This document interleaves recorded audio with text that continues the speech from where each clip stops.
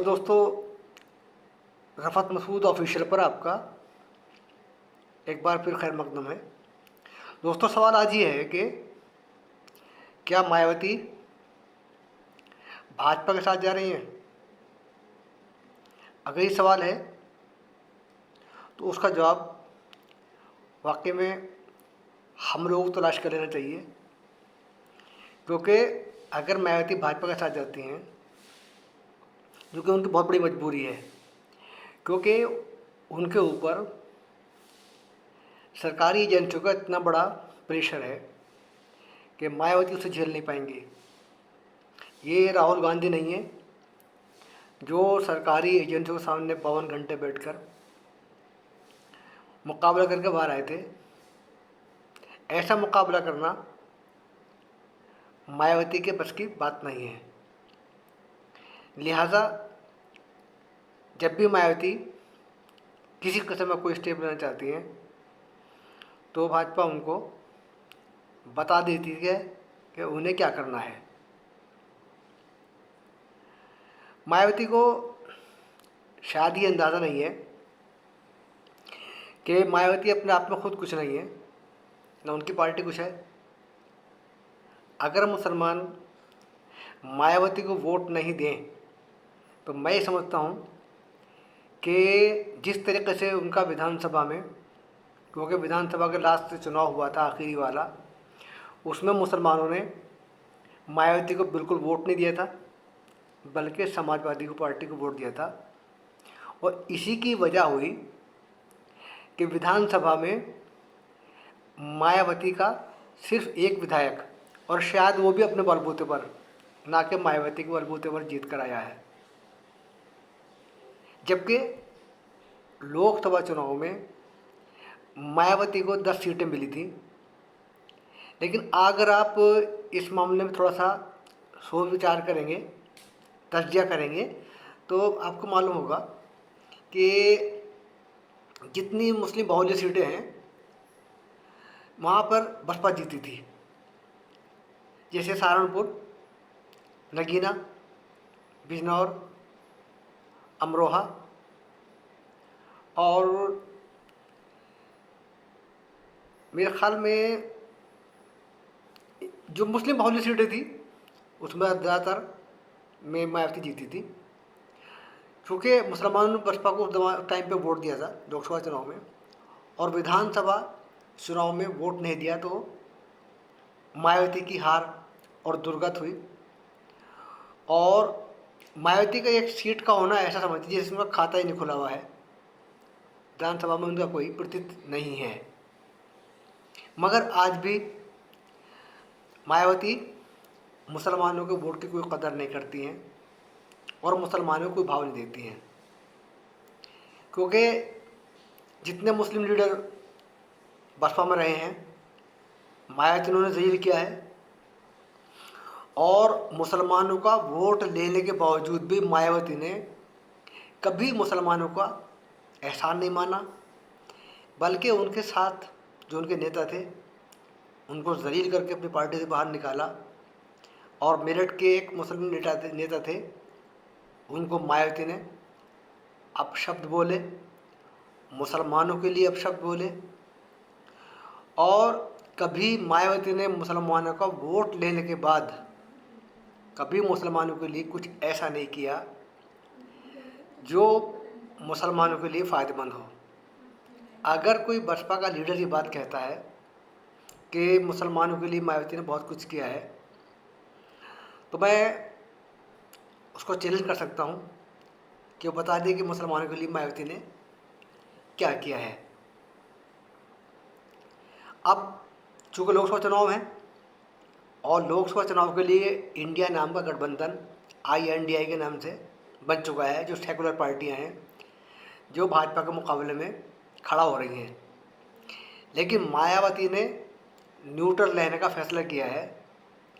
उनके न्यूट्रल रहने का मकसद ये है कि भाजपा को सीधा सीधा फ़ायदा पहुँचाए बजाय, और उसकी मिसाल ये रही कि जो निकाय चुनाव हुए हैं अभी हाल फिलहाल में, उसमें मायावती ने वो किया जो भाजपा के दफ्तर से फरमान आया और निकाय चुनाव में मुसलमानों का वोट तकसीम हो गया, जिसकी वजह से निकाय चुनाव में भाजपा को अच्छी कामयाबी मिली। और ख़ास तौर से जो मेयर के चुनाव थे वो तो तमाम के तमाम सीटें भाजपा ने जीती, जिसकी वजह बसपा का मुसलमानों को टिकट देना था। अभी भी अगर भाजपा को ये लगेगा कि मायावती अलग अलग लड़ती हैं या भाजपा के साथ में लड़ती हैं, तो मायावती वही करेंगी जो भाजपा चाहेगी।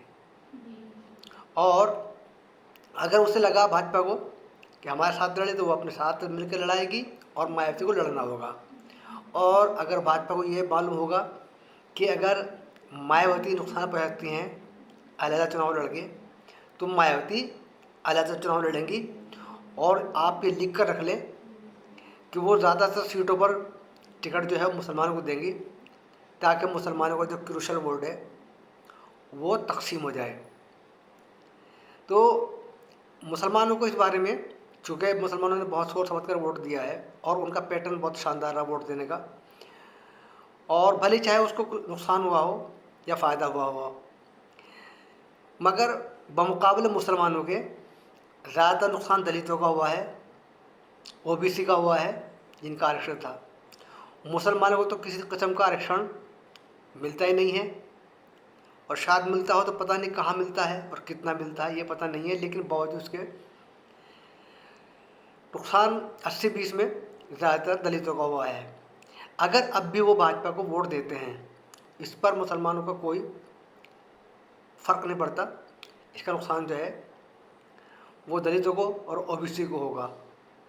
जहाँ तक बड़ी सीटों पर है, उन्हें पता है कि बड़ी सीटों में जितना भी सीटें हैं, जितनी नौकरियां हैं, उसमें ज़्यादातर वो लोग शामिल हैं जो ओबीसी नहीं है, दलित नहीं है। मगर बावजूद इसके मायावती का अब भी ऐसा रुख त्याग करना कि जो भाजपा के फेवर में हो या अपोजिशन पार्टी के खिलाफ हो, समझ से बाहर है। इंडिया से बाहर रहना, INDA से मायावती का बाहर रहना, ये मायावती के लिए बहुत ही खतरे का सिग्नल होगा।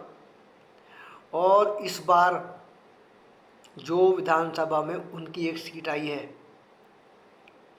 लोकसभा में भी उनका खाता बिल्कुल नहीं खुलेगा और मुसलमान किसी भी कीमत पे ऐसे किसी गठबंधन को वोट नहीं देंगे। और ख़ास तौर से शायद मैं कहूँ तो दलित भी और ओबीसी भी ऐसे किसी गठबंधन को वोट नहीं देंगे जिसकी वजह से भाजपा को फ़ायदा मिलता हो।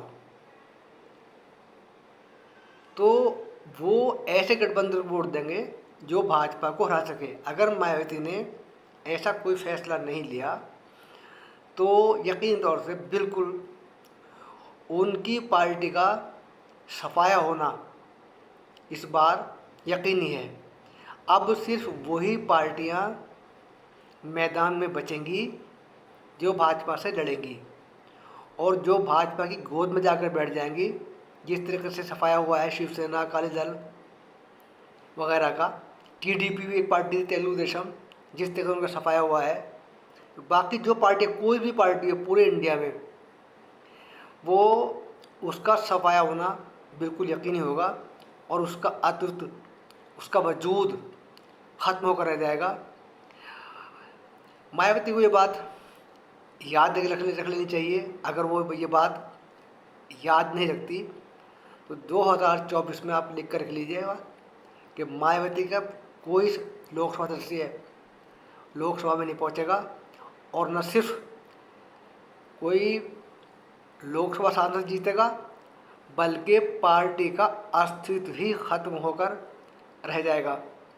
दोस्तों, मायावती क्या करना चाहिए, इस मामले में आपकी राय क्या है, मुझे अपने आराम से नवाजिएगा।